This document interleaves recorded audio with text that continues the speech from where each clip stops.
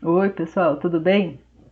Tô passando aqui com amidalite, faringite, mas o pulso ainda pulsa, para compartilhar com vocês um texto que eu escrevi, que foi publicado no jornal da Gazeta de Piracicaba essa semana, a quem agradeço bastante pelo espaço, e é um texto que fala sobre essa construção, né, da noção de saúde mental, e, enfim, campanhas. É um texto reflexivo. E eu espero que a gente possa ter um diálogo a partir dele, por isso que eu estou trazendo, para que seja acessível para todo mundo, uma vez que nem todo mundo acessa o Jornal de Piracicaba, né? Então eu vou fazer a leitura do texto, tá? Aí eu estou usando o fone porque não dá para falar muito alto. Então o texto começa assim: inaugura esse texto trazendo o desafio de compreender um pouco melhor o que é saúde mental.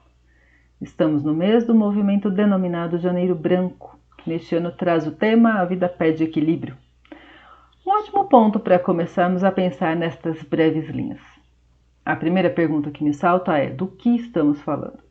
Estamos nos referindo a uma vivência sem ansiedade, sem estresse, sem tristeza, sem angústia? Muitas vezes, o que move uma pessoa a buscar por este cuidado, para citar alguns exemplos, está associado ao seu cotidiano de trabalho, aos desencontros inevitáveis nas relações afetivas, à construção delicada das vivências familiares, o adoecimento biológico. Então, começamos entendendo que a busca por cuidado em saúde mental não pode estar associada à procura de um diagnóstico psíquico. Ele pode acontecer, mas nem de longe é a única chave que abre esta porta. Compreendo ser imprescindível destacar este ponto, pois vivemos uma época em que as pessoas consomem diagnósticos pela internet na mesma lógica em que compram um produto. Digitam algumas palavras-chave e apropriam-se do termo que melhor descreve a sua vida naquele momento. Sabemos na pele que as relações humanas são extremamente complexas, tecidas a partir de infinitos encontros e desencontros. Portanto, como tratar disso que nos atravessa e muitas vezes paralisa os sentidos? É com medicação? É com psicoterapia? É com lazer e cultura? É com práticas integrativas e complementares? A resposta é o clássico depende. Depende do caso, do momento e das condições sociais. Sim, das condições sociais.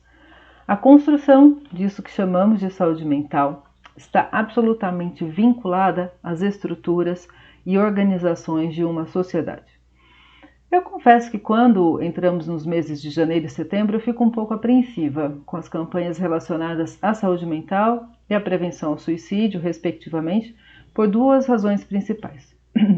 A primeira é que, por mais que muitas pessoas digam que esses temas deverão ser pauta o ano todo, isso não acontece na prática.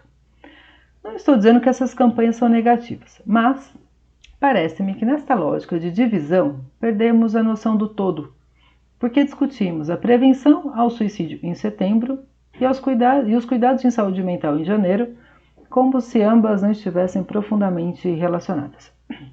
Eu vou mais além. Falamos de câncer de próstata em novembro e de câncer de mama, agora também de colo do útero, em outubro, como se esses adoecimentos estivessem desconectados da saúde mental, que foi abordada em janeiro, e da prevenção ao suicídio explorada em setembro.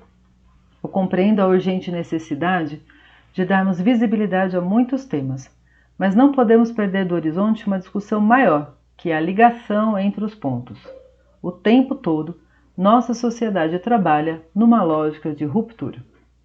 Vejam, eu estou usando estes exemplos, mas não são somente nestes momentos que constatamos as cisões que permeiam as relações sociais, não é mesmo? Logo, como falar de saúde mental sem considerar o impacto dessas fraturas? Além disso, destaco agora a minha segunda apreensão, a individualização da dor. Quando alguém se encontra em sofrimento psíquico, a tendência é centralizar a responsabilidade deste sofrer unicamente na pessoa que sofre, desconectando-a de um contexto maior. Somos sujeitos sociais, pertencemos a diversos grupos, família, amigos, trabalho, etc. Como falar de saúde mental sem entender a influência destes coletivos em nossas vidas? Ampliando um pouco mais a nossa noção de grupo, como falar de saúde mental sem falar de desemprego, de violência, do racismo estrutural, da ausência de profissionais de saúde no SUS? Da falta de moradia e de alimentação digna à população? Olha a lógica de ruptura aqui de novo. Neste salve-se quem puder, e cada um por si, assistimos um isolamento social evidenciado pela pandemia da Covid-19, mas que não nasceu com ela. Neste janeiro de todas as cores, considero fundamental entender a impossibilidade de falar de um sem falar de todos. Não é possível falar de mim sem falar de nós, dos nós. E enquanto seguimos entre essas disruptivas lógicas industriais, continuaremos fabricando sofrimentos individuais com matérias-primas coletivas. Fecho o texto e eu me coloco à disposição para a gente dialogar. Até mais.